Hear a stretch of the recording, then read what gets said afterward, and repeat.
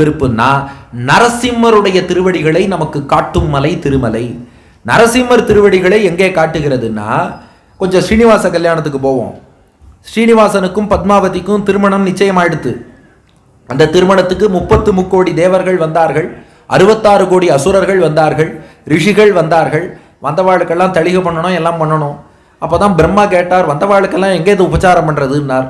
அப்போ பெருமாள் சொன்னாராம், மனித சுவாவத்தை அனுசரித்து நானே குபேரன்ட்ட கடன் வாங்குறேன், கடன் வாங்கி அதன் மூலம் இவாளுக்கெல்லாம் ததியாராதனத்தை பண்ணிடுவோம்னு பெருமாள் சொல்லிட்டார். கொஞ்சம் யோசிச்சு பாருங்க, எந்த கல்யாணமாக இருந்தாலும் பொண்ணு பேரை இட்டு சொல்லுவாளா, மாப்பிள்ளை பேரை இட்டு சொல்லுவாளா? பொண்ணு பேர். கிருஷ்ணனுக்கும் ருக்மிணிக்கும் நடந்தா ருக்மிணி கல்யாணம், கிருஷ்ணனுக்கும் ஆண்டாளுக்கும் ஆண்டாள் கல்யாணம், கிருஷ்ணனுக்கும் சத்யபாமாவுக்கும் சத்யபாமா கல்யாணம். ஏன் கிருஷ்ண கல்யாணம்னு சொல்ல வேண்டியதானே? ஒருத்தர் சொன்னார், அவர் ஒரு கல்யாணம் பண்ணிட்டா கிருஷ்ண கல்யாணம்னு சொல்லலாம், அவர் நிறையா பண்ணியிருக்காரு, எதுன்னு புரியாது.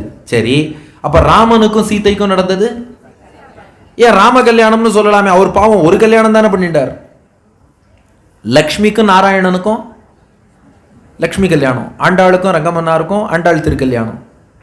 இது வைஷ்ணவத்தில் மட்டும் இல்லை, சைவத்திலையும் வள்ளிக்கும் முருகனுக்கும் வள்ளி திருமணம், பார்வதிக்கும் பரமசிவனுக்கும் பார்வதி கல்யாணம், மீனாட்சிக்கும் சுந்தரேஸ்வரருக்கும் மீனாட்சி கல்யாணம். என்னப்பா ஒரு கல்யாணம் கூட மாப்பிள்ளை பேரில் இல்லையே?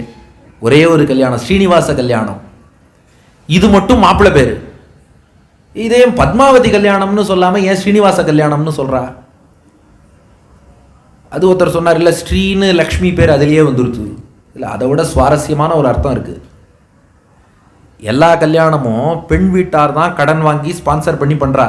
அதனால பெண் வீட்டார் பேரையே இட்டு அவளை கல்யாணம்னு சொல்லிடுறோம்.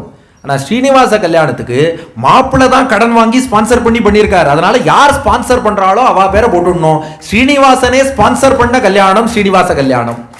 அதனால இவர் பாவம் கடன் வாங்கி எல்லாம் ஏற்பாடு பண்ணிட்டார்.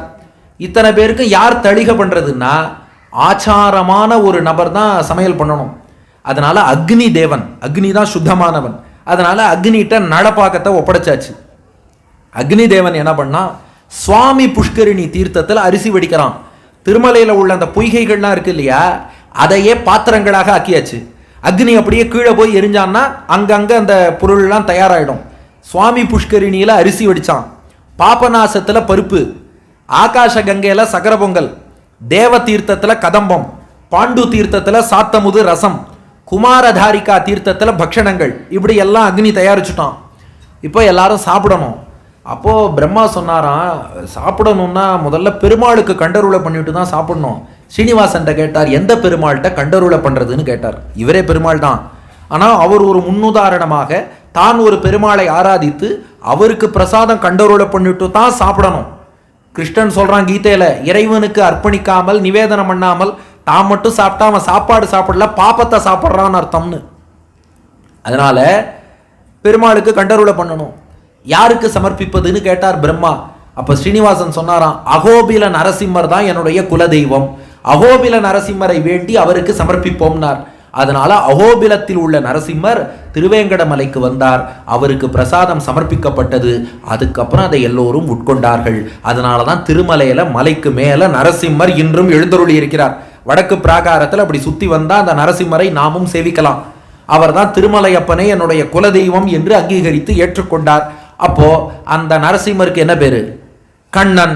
கண்ணன் அடியினை எமக்கு காட்டும் வெறுப்பு. அந்த நரசிம்மருடைய திருவடிகளையும் நமக்கு காட்டி கொடுக்கிறது.